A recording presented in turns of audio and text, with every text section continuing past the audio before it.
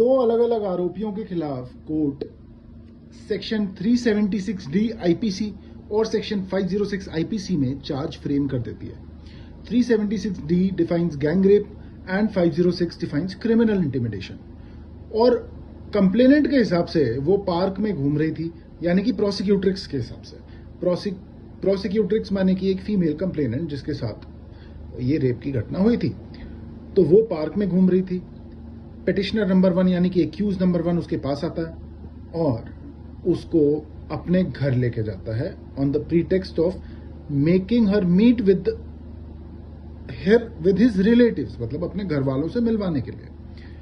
वहां जब वो उसको अपने घर पे लेके जाता है और वहां पे वो अपना घर का दरवाजा बंद कर लेता है, साथ ही में एक्यूज नंबर 2 होता है और वो मिलकर उसका रेप कर देते हैं। ये कंप्लेनेंट का वर्जन था। ये रेप की घटना कंप्लेनेंट के हिसाब से दिसंबर 2020 में हुई थी। उसके बाद कंप्लेनेंट कहती है कि इस घटनाक्रम का एक वीडियो भी बना दिया गया है और उस वीडियो को पब्लिक करने के बहाने या उसके डर से दोनों एक्यूज कंप्लेनेंट को फिर से मुनीरका के एक बिल्डिंग में लेके जाते हैं। पहली घटना आरकेपुरम की थी और दूसरी मुनीरका की एक बिल्डिंग में लेके जाते हैं और क्योंकि कंप्लेनेंट के पास और कोई ऑप्शन नहीं था तो वो उसके साथ चली जाती है और वहां उसके साथ एक और बार रेप होता है। इन दो एलिगेशंस के अलावा कोई भी एलिगेशन नहीं थी जो कंप्लेनेंट के यानी कि प्रोसिक्यूशन के वर्जन को सपोर्ट करती हो। After the charges had been framed by the sessions judge, accused moved to the Delhi High Court against the order of framing charge in a criminal revision petition. I am talking about the judgment of Raghu Ram versus State NCTD delivered by Justice Swarnakanta Sharma in 2025. आगे ये होता है कि court chargesheet के पूरे material को analyse करती है और ये पाती है कि जब कंप्लेनेंट ने एफआईआर करवाई यानी कि कंप्लेंट दी जो कि एफआईआर में तब्दील हुई, उस डेट में और रेप की पहली घटना की डेट में 1 साल का फर्क था। सबसे पहली बात, हर बार अगर एफआईआर आने में डिले होता है तो वो फेटल नहीं होता प्रोसिक्यूशन के केस के लिए, यानी कि वो ऐसा फैक्टर नहीं होता कि वो प्रोसिक्यूशन के केस को गिरा दे, यानी कि कंप्लेनेंट के केस को एकदम खत्म कर दे। But every delay invites adverse inference from the court. अगर आपने एफआईआर डिले करी है तो बिल्कुल ये कारण हो सकता है कि आप डरे हुए थे, आप बाहर नहीं आ पाए, आप करेज मस्टर नहीं कर पाए बाहर आने का। पर इसका मतलब ये नहीं है कि कोर्ट उस चीज को नजरअंदाज कर देगी। कोर्ट जरूर देखेगी कि कारण क्या रहा होगा।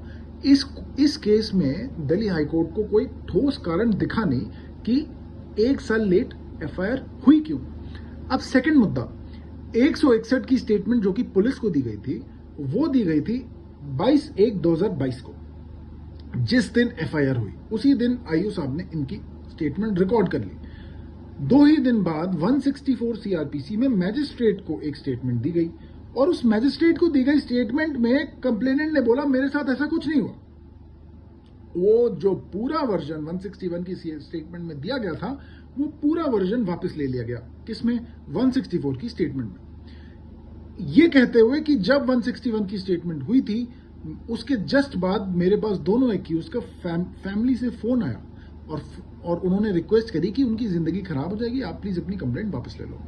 सब्सिक्वेंटली आफ्टर द 164 स्टेटमेंट 161 की एक और स्टेटमेंट होती है जिसमें कंप्लेंट कहती है कि नहीं मैंने वो 164 की स्टेटमेंट दबाव में दी थी, पर ये वाली स्टेटमेंट मैं फिर से कहती हूं कि वो सब कुछ मेरे साथ हुआ था।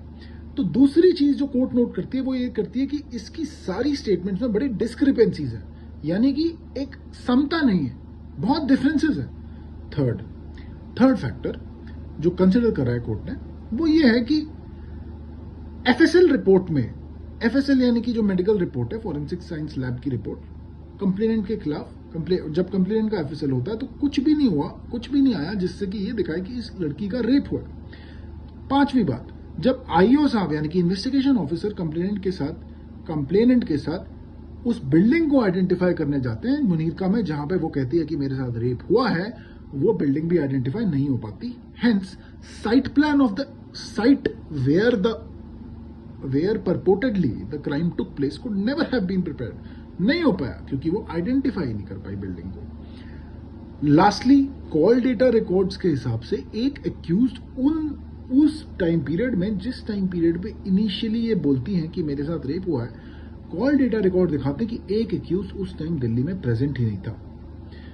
तो इन 6 फैक्टर्स को, एंड स्पेशली द कॉन्ट्रडिक्शन और द इंप्रूवमेंट और the discrepancy in the statements of the prosecutrix under section 161 and 164 CRPC, court quashed the charge sheet and the FIR and reversed the order of the sessions judge which framed charge against both the accused under section 506 and 376D IPC, और हेल्स उन दोनों accused को बाइज्जत बरी कर दिया गया। बरी acquittal कहलाता है, डिस्चार्ज कर दिया गया, डिस्चार्ज इक्वल टू एक्विटल ही होता है। और ऐसे ही इंटरेस्टिंग वीडियोस के लिए हमारे साथ बने रहें। Thank you so much.